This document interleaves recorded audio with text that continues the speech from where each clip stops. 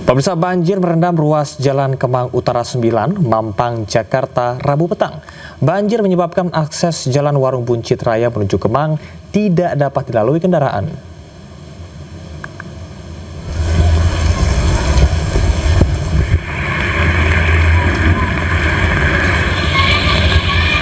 Banjir merendam ruas jalan yang menghubungkan Jalan Warung Buncit Raya menuju Kemang. Ketinggian air yang mencapai 60 cm mengakibatkan kendaraan tidak bisa melintas. Banjir di kawasan disebabkan meluapnya Kali Mampang yang berjarak hanya beberapa meter dari Jalan Kemang Utara 9. Akibat banjir ini, aktivitas warga terganggu.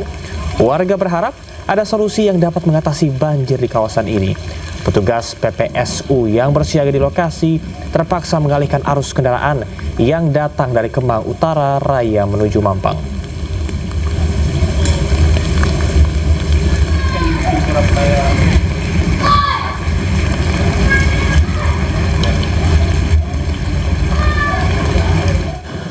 Dan pemirsa, untuk mengetahui arus lalu lintas pasca Jakarta diguyur hujan deras, kami sudah terhubung dengan jurnalis iNews Indra Setiabudi. Selamat malam Indra, bagaimanakah suasana arus lalu lintas di kawasan Duku Atas saat ini pasca hujan? Baik, selamat malam Camar dan juga pemirsa. Kurang lebih 1 jam tadi kami juga sempat membahas terkait arus lalu lintas di kawasan Tugu Tani, Jakarta Pusat. Ini ramai ataupun padat sekali mengingat memang hujan turun sangat deras sekali pada sore hingga malam hari. Tidak beda halnya di kawasan tempat saya melaporkan, Camar dan juga pemirsa, di kawasan sepanjang Jalan Sudirman, Jakarta Selatan ini juga sangat padat sekali. Mengingat Camar, tadi ini emang sempat hujan mengguyuri kawasan Jakarta, ini sangat deras sekali dari sore hingga pukul 7 malam waktu Indonesia Barat pada hari ini. Dan memang kepadatan ini dikarenakan memang curah hujan cukup tinggi. Tadi juga kami sempat melihat bahwa para pengendara bermotor khususnya ini sempat memarkirkan sejenak untuk memakai jas hujan, sehingga terjadi kepadatan yang cukup padat sekali di kawasan tepatnya di depan Duku Atas, Jakarta Selatan, Camar. Kalau kita bisa informasikan juga, Camar, ini diakibatkan juga dengan persimpangan ataupun pertigaan ini Ratu Harhari menuju Senayan, Jakarta Selatan ini, sehingga terjadi antrian yang cukup signifikan, yang mana di arus sebaliknya dari arah Senayan menuju Bundaran HI ini cukup lancar sekali. Dan kalau kita informasikan juga, Camar dan juga pemirsa, di beberapa titik memang sangat macet sekali dikarenakan para pengendara ataupun para masyarakat yang tadinya harus pulang pada pukul 5 sore hari biasanya ini tertunda dikarenakan curah hujan yang cukup signifikan pada sore hari ini, sehingga mereka harus meneduh sejenak ataupun bertahan di kantornya masing-masing. Setelah itu, untuk situasi terkini setelah hujan sudah tidak ada lagi dan memang hanya sedikit gerimis saja di kawasan tempat kami melaporkan, Camar dan juga pemirsa, sehingga masyarakat, para pengendara ini bisa melakukan aktivitas untuk pulang ke rumah pasca bekerja. Dan saat ini memang ini masih situasi di sepanjang jalur Sudirman ini padat namun merayap, Camar. Tidak ada terjadi ketersendatan atau kemacetan yang cukup signifikan, dikarenakan ini kami bisa sampai informasikan terjadi kemacetan kadang ini di pertigaan ini, Camar. Ini dari Ratu Harhari ini akan masuk menuju jalur sepanjang jalur Sudirman Jakarta untuk menuju Senayan Jakarta Pusat. Namun hingga sampai saat ini sudah kembali normal kembali, Camar. Dan memang masyarakat ini tadi sempat sejenak menahan perjalanan dikarenakan hujan cukup signifikan. Namun hingga sampai saat ini kita pastikan untuk cuaca pada hari ini sudah kembali cerah, hanya sedikit gerimis saja, namun mereka sudah bisa melakukan perjalanan pulang pasca pulang bekerja. Rata-rata mereka memang dari Jakarta menuju arah Jakarta Selatan dan sekitarnya, Camar. Dapat kami info? Sekian, Camar, kembali ke Anda. Indra Setiabudi, terima kasih atas laporan Anda langsung dari kawasan Duku Atas, Jakarta. Selamat bertugas kembali dan juga tetap hati-hati. Pemirsa, arus lalu lintas dari arah Demak, Semarang, Jawa Tengah masih tersendat akibat banjir. Sementara itu, tim SAR evakuasi lansia sakit keras dan anak-anak yang terisolir akibat banjir di Semarang, Jawa Tengah.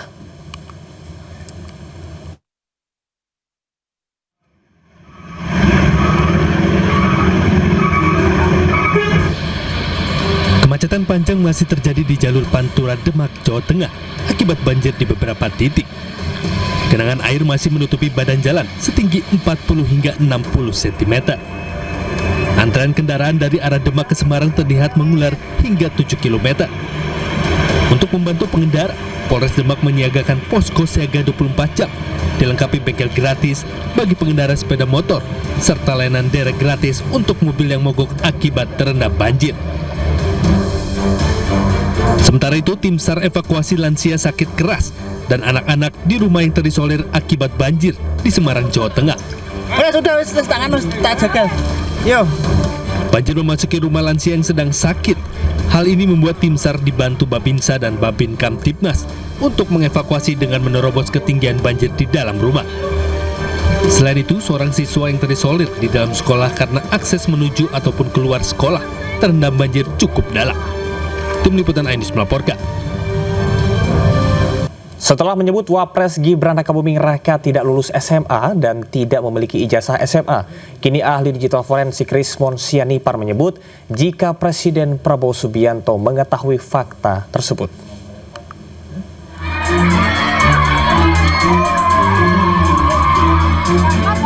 Rismon Sianipar kembali melontarkan pernyataan menohok setelah menyebut Wapres Gibran Rakabuming Raka tidak lulus SMA dan tidak memiliki ijazah SMA.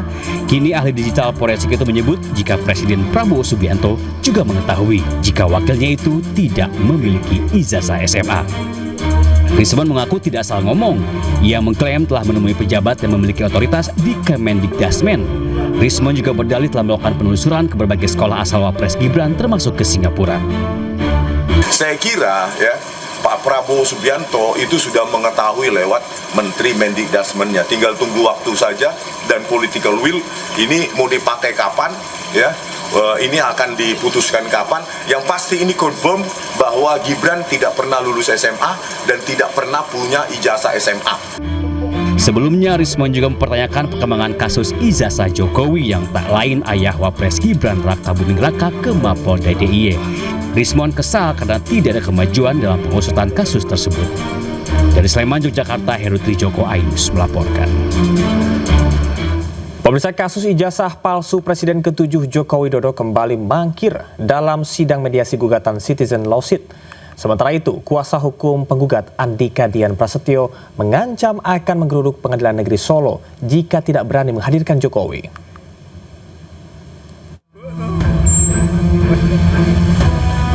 Polemik tentang keaslian ijazah Jokowi masih terus bergulir.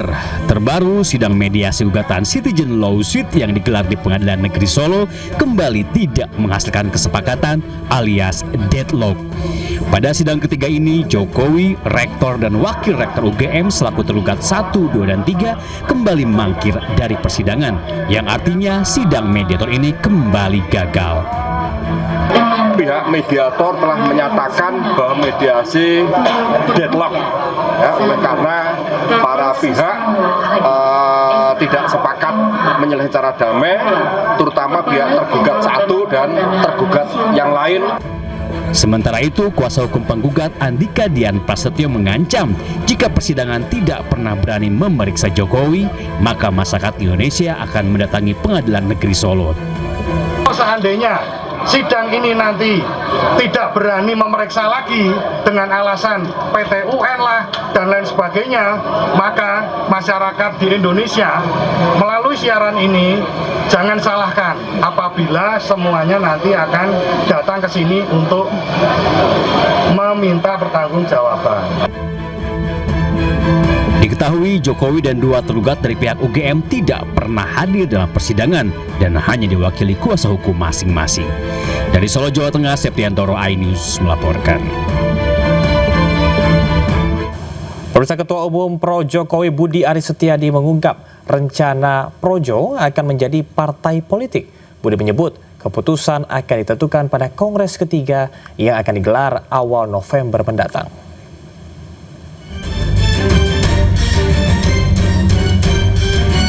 Ketua Umum Pro Jokowi atau Projo Budi Aris Setiadi membuka peluang organisasi relawan yang dipimpinnya akan bertransformasi menjadi partai politik.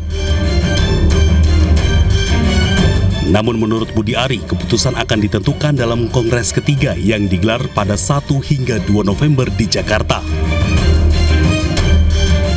Begini, pemilu masih jauh. Pemilu masih 4 tahun lagi. Soal partai politik, soal aspirasi politik nanti juga akan kita putuskan di dalam Kongres 3 Projo. Begitu loh. Buat kami partai apapun, partai manapun itu selama mereka setia di garis rakyat kita pasti dukung. Ya. Projo merupakan organisasi kemasyarakatan yang awalnya dibentuk sebagai relawan pendukung Joko Widodo. Projo, singkatan dari Pro Jokowi, didirikan sebagai relawan untuk mendukung Joko Widodo dalam Pilpres 2014. Dalam Kongres ketiga nanti, rencananya Presiden ke-7 RI Joko Widodo akan hadir. Terima kasih pemirsa, Anda masih di iNews Prime. Diduga diterpa hujan dan angin, bangunan pondok pesantren di Situbondo, Jawa Timur ambruk. Akibat peristiwa tersebut, seorang santriwati meninggal dan sejumlah santri lainnya luka-luka. Peristiwa ambruknya asrama putri terjadi di Pondok Pesantren Salafiyah Syafi'iyah Syekh Abdul Qadir Jailani di Desa Blimbing, Kecamatan Besuki, Kabupaten Situbondo, Jawa Timur. Peristiwa tersebut terjadi saat para santri putri tengah beristirahat di dalam asrama. Hujan deras yang berlangsung cukup lama disertai hembusan angin diduga kuat membuat sebagian struktur bangunan asrama mengalami kerusakan. Akibat peristiwa ini, satu orang santriwati meninggal dunia atas nama Putri berusia 12 tahun. Sejumlah santriwati lainnya mengalami luka dan dirawat di Puskesmas Besuki, serta di RSUD Besuki dan di RSIA Jatimnet. Saat ini pihak kepolisian telah melakukan olah TKP untuk mencari penyebab ambruknya bangunan.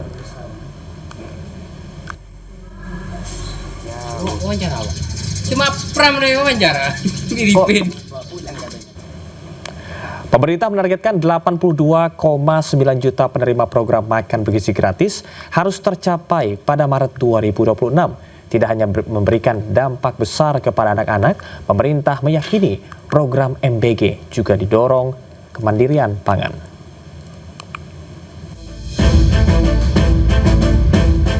Pemerintah menarget 82,9 juta penerima program makan bergizi gratis harus tercapai pada Maret 2026. Optimistis target tersebut dapat tercapai karena pelaksanaan program MBG dinilai mulai terlihat sempurna. Menurut Menko Bidang Pangan Zulkifli Hasan, program makan bergizi gratis tidak hanya memberikan dampak yang sangat besar kepada anak-anak, namun juga mendorong kemandirian rakyat melalui kemandirian pangan. Tidak mudah ya, memberi makan 82,9 juta orang. Tapi kalau ini berjalan dengan baik, bayangkan 82,9 juta orang, kalau kita perlu telur satu orang, kita perlu 82,9 juta butir telur satu hari. Kita perlu 82,9 juta buah. Kita perlu 82,9 juta sayur, ikan, ayam, nasi. Itu sesuatu yang luar biasa. Oleh karena itu berikutnya tidak boleh ditawar-tawar, artinya kita harus swasembada. Untuk mencapai target tersebut, pemerintah akan membentuk tim pelaksanaan harian. Tim tersebut akan memonitor pelaksanaan MBG setiap harinya untuk terus melakukan evaluasi secara menyeluruh. Dari Jakarta, tim liputan iNews melaporkan. Zulfa, siswi MTS di Garut, Jawa Barat, sudah pikul tanggung jawab besar. Selain harus mengasuh adiknya saat sekolah, Zulfa juga berdagang untuk meringankan beban orang tua.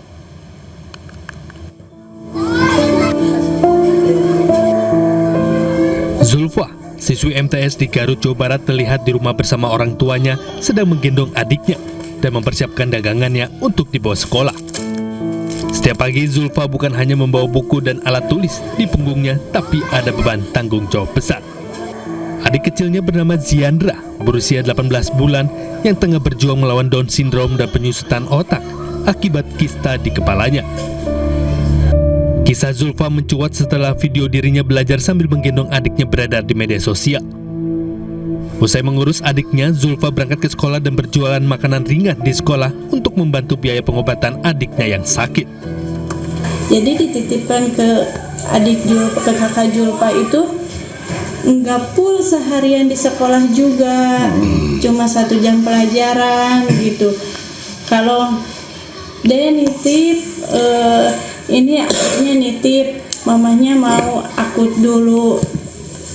Dari sawah itu akut ada terong, ada timun gitu. Tidak setiap hari ya, Bu? Tidak setiap hari. Terus siswa itu jualan juga, Bu? Jualan, ya, jualan. Kalau dulu ibunya kadang suka nitipin jualan, kan kita ada kewirausahaan di sini. Nah, kadang suka nitip jualan. Nah, sekarang karena di pihak sekolah tidak ada kewirausahaan, ibunya lah yang anaknya yang menitipkan menjual di sini gitu di sekolah. Karena dari dulu ya siswa selalu diperbolehkan jualan di sekolah. Karena kondisi ekonomi, Zulfa juga ikut membantu berjualan untuk memenuhi kebutuhan biaya perawatan saat di rumah ataupun berobat di Bandung. Dari Garut, Jawa Barat, Ii Solihin, iNews melaporkan. Terima kasih Anda masih di iNews Prime bersama saya Camar Haenda. Ramai pengendara sepeda motor di Kediri, Jawa Timur menyerbu bengkel lantaran mati mesin walaupun tangki bensin terisi penuh. Diduga kendaraan motor mogok setelah isi bensin Pertalite yang tercampur cairan di SPBU.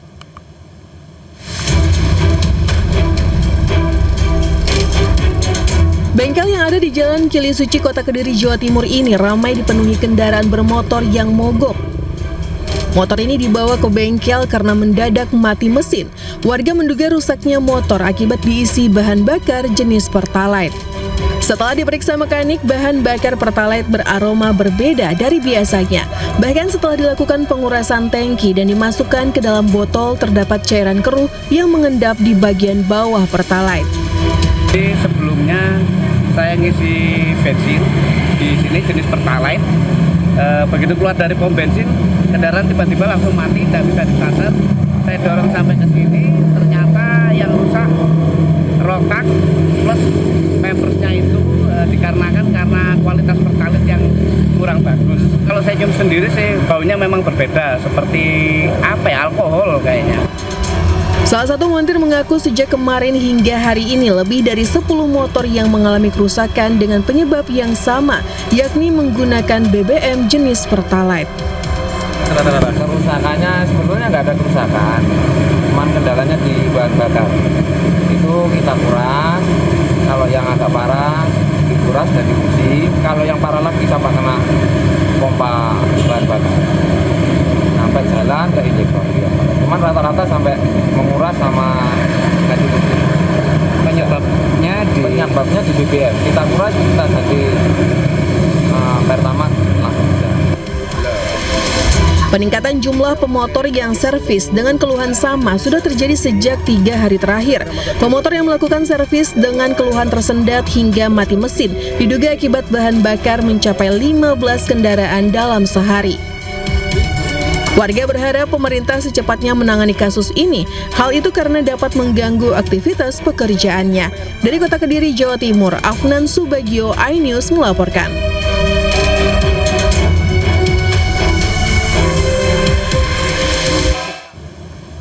Tidak hanya di Kediri, Jawa Timur, fenomena motor mogok juga terjadi di Surabaya. Pertamina Patraniaga bersama dengan Ditjen Migas menggelar uji sampel BBM Pertalite di sejumlah SPBU di Surabaya.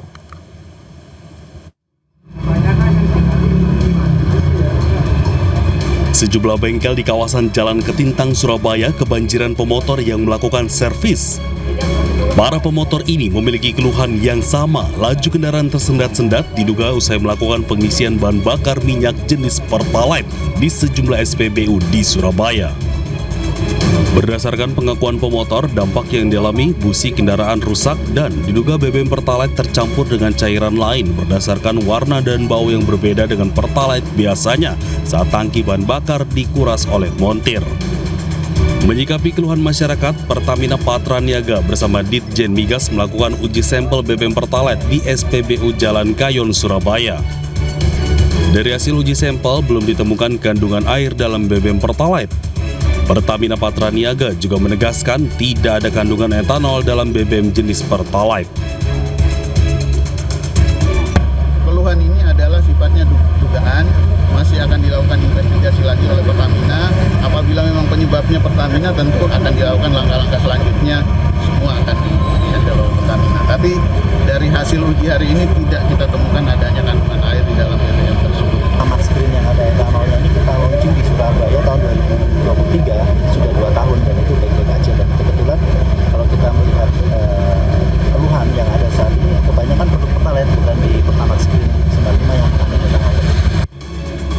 Selain di Surabaya, Pertamina Patraniaga juga akan melakukan uji sampel di beberapa kota lain yang mengalami keluhan kendaraan mogok diduga usai mengisi Pertalite. Dari Surabaya, Jawa Timur, Hari Tambayong, iNews melaporkan. Polisi bersama Pertamina melakukan sidak di sejumlah SPBU setelah adanya keluhan kendaraan mogok usai mengisi Pertalite di Kediri, Jawa Timur. Hasil pengujian, Pertamina menyebut masuk dalam rentang toleransi.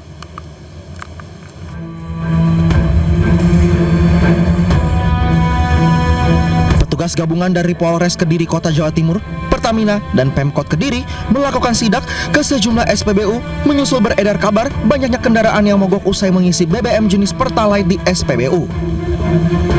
Dalam sidak itu, petugas gabungan melakukan uji kualitas dan kuantitas BBM, baik secara spesifikasi standar dan mutu yang diambil langsung dari dalam tangki. Kasat Reskrim Polres Kediri Kota AKP Cipto Dwi Leksana mengatakan sidak dilakukan di sejumlah SPBU. Uji yang dilakukan meliputi kualitas, baik dari segi spesifikasi, standar dan mutu apakah sudah sesuai. Jadi kita sudah melaksanakan, ada di 3 SPBU. Kita melaksanakan uji kualitas, baik itu secara spesifikasi, standar dan mutu, apakah sudah sesuai, dan tadi rekan-rekan bersama-sama kita melihat bahwasannya BBM yang terdistribusi di wilayah Kota Kediri, khususnya di SPBU yang kita lakukan pengecekan, semuanya masih dalam batas normal. Ya, nanti Terkait ramai motor masuk bengkel usai mengisi Pertalite, Menteri Energi dan juga Sumber Daya Mineral Bahlil Lahadalia memastikan telah mengirimkan tim untuk memeriksanya secara langsung. Saya udah lagi cek di Lemigas. Saya lagi cek di Lemigas kebenarannya dan saya minta laporannya. Saya sudah turunkan timnya. Nanti mungkin sore saya balik sudah bisa dapat laporan. Presiden Prabowo Subianto menggelar rapat dengan sejumlah menteri bidang ekonomi di Istana Kepresidenan Jakarta. Rapat membahas ekonomi nasional serta program unggulan. Menteri Perekonomian Erlangga Hartarto mengatakan, dalam ratas membahas perekonomian yang angkanya relatif cukup baik, sejumlah indikator terkait dengan konsumsi dan investasi juga baik. Ratas juga membahas mengenai program unggulan yang sudah dijadikan target untuk dilanjutkan di 2026.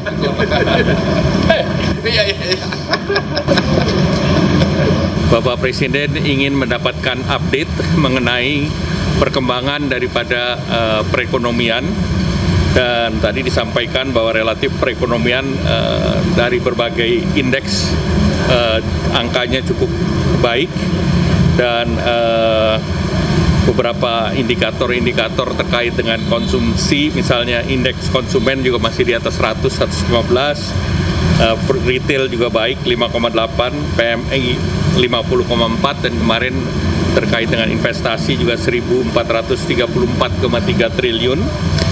Dan kalau kita lihat dari beberapa data termasuk Mandiri Spending Index juga angkanya menaik di akhir tahun ke 297, dan ini sejalan dengan indeks dari perbankan yang lain.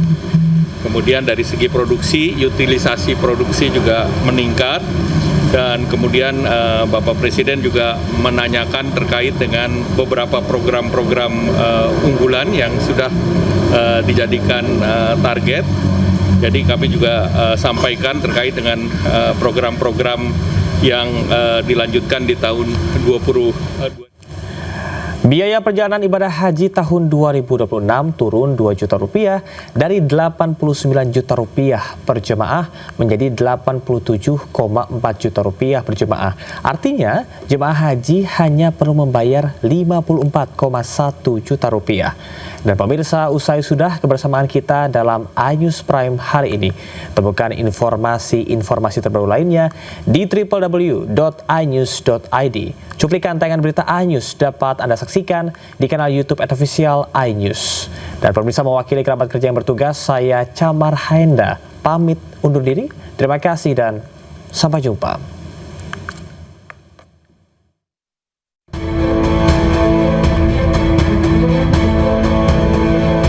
Kabar baik bagi calon jemaah haji Indonesia. Komisi 8 DPR RI bersama pemerintah telah menyepakati biaya ibadah haji untuk jemaah haji tahun 2026. Hasilnya disepakati biaya perjalanan ibadah haji atau BPIH tahun 2026 sebesar 87,4 juta rupiah per jemaah. Nilai ini lebih kecil dibandingkan biaya ibadah haji tahun 2025 sebesar 89 juta per jemaah.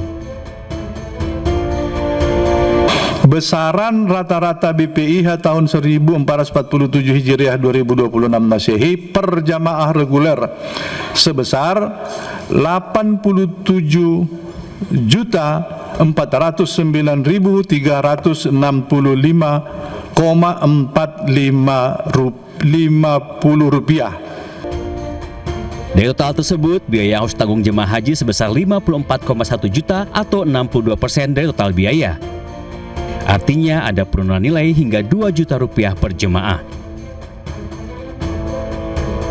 Biaya perjalanan ibadah haji BP atau yang ditanggung langsung oleh jamaah rata-rata per jamaah sebesar 54.193.806,58.